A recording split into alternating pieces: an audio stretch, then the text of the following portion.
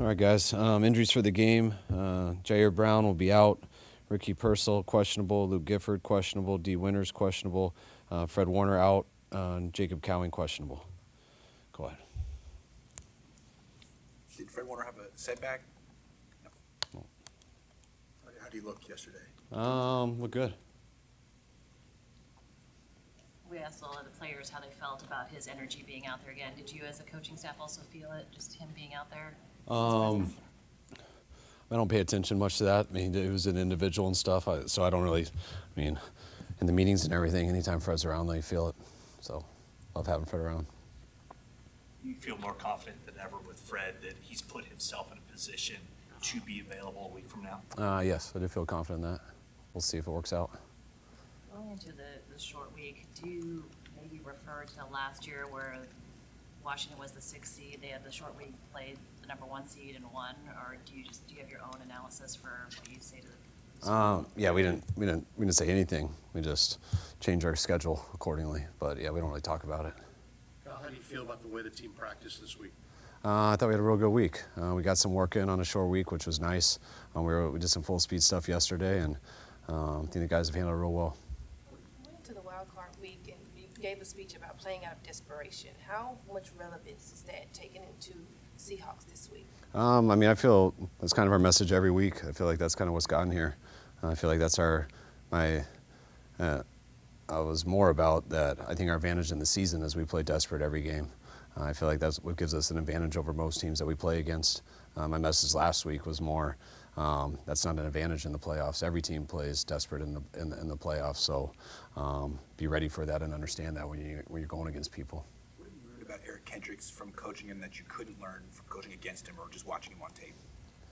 I think he kind of just validates and confirms all the stuff that I thought I knew about him.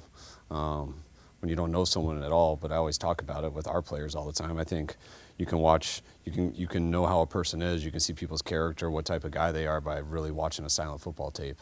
And I think he's confirmed that. We knew just going against him, it seemed like he was a hard worker, it seemed like he was on it, it seemed like football was very important to him. When you show that stuff on tape, that usually leads to a reliable, accountable, good person that people can rely on. And since he's been here, we've seen exactly that, and seen him on the field last week.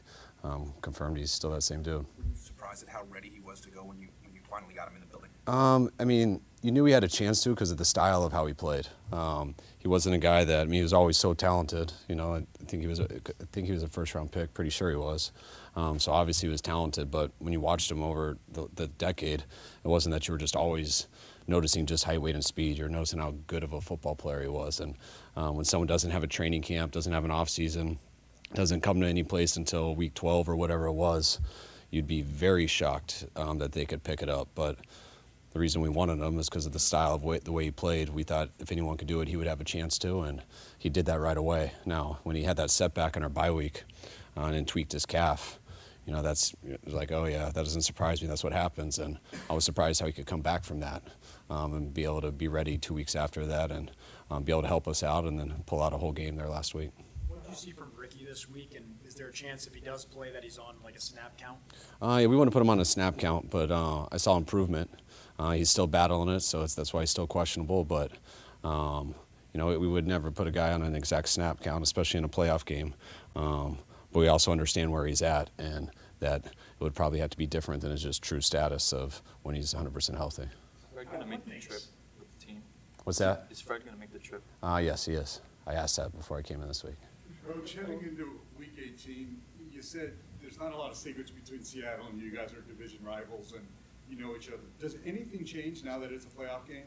I don't think so. Last time we played them, it felt like a playoff game, and I'd like to say some things change every week because people get hurt and stuff, but they haven't played since then. So we'll see if anything changes when they come out, but I'm sure they'll get some guys back. I know we got some guys back, especially, we didn't have Trent the last game. Hopefully we can get Ricky. But it's probably as similar of a game as you can have in this close amount of time. Jake Brendle's so valuable to this team, and is there a way to quantify just how much you put on his plate? I think Jake's one of the better. I think he's one of the better centers in this league. I don't think Jake nearly gets enough credit for just how good of a football player he is.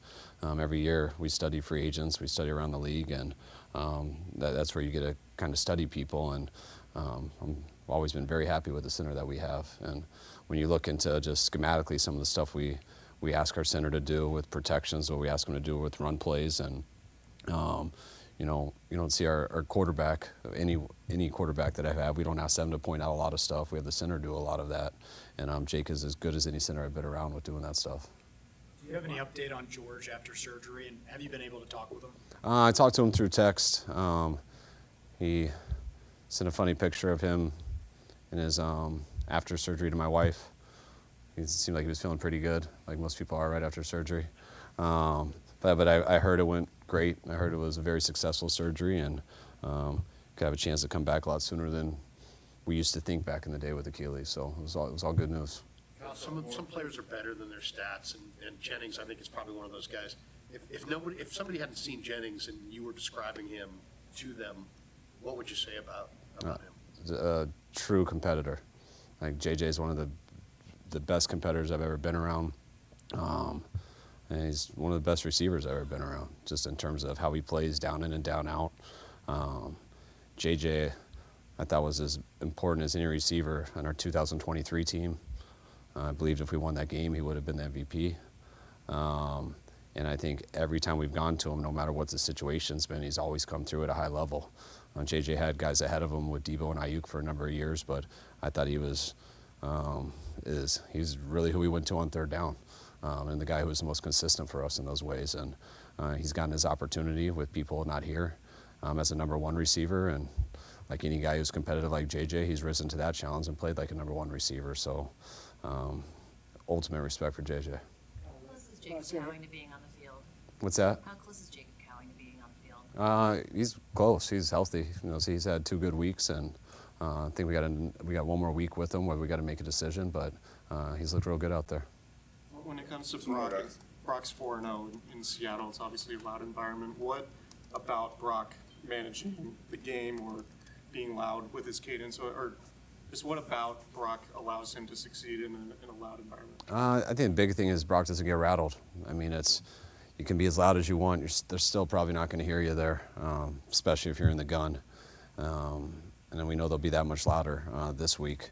But I think it's nothing really rattles Brock. He stays the same. As you guys got to know Brock in all the situations, I don't think when you guys talk to him, whether he's had a good game, a bad game, I don't think he ever seems much different. He's always Brock, and you feel that on the sidelines throughout a game. I mean, you felt that last week. That's what I thought was so impressive, having that interception with like 8 minutes to go, and we lose the lead, and the way he came back and played the next drive after that is the perfect example of. That's what I mean by, like, you can kind of see people's character, what type of people they are on the silent tape. And a guy who can act like that on that silent tape describes exactly the type of dude he is. First of all, Kendrick's second-round pick. You got a lot going on. Did you know that, or did you ask Siri? Buckets Award winner at UCLA. He's at UCLA. Okay, I gotcha. Forget it. Are you sure? His brother was second-round pick too, right? He didn't go to UCLA.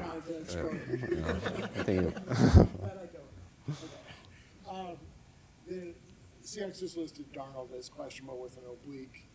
That's obviously could be a big development. Does that change anything? I mean, the possibility, that they could be starting their backup quarterback, could that change anything about your preparation? No, not at all. No.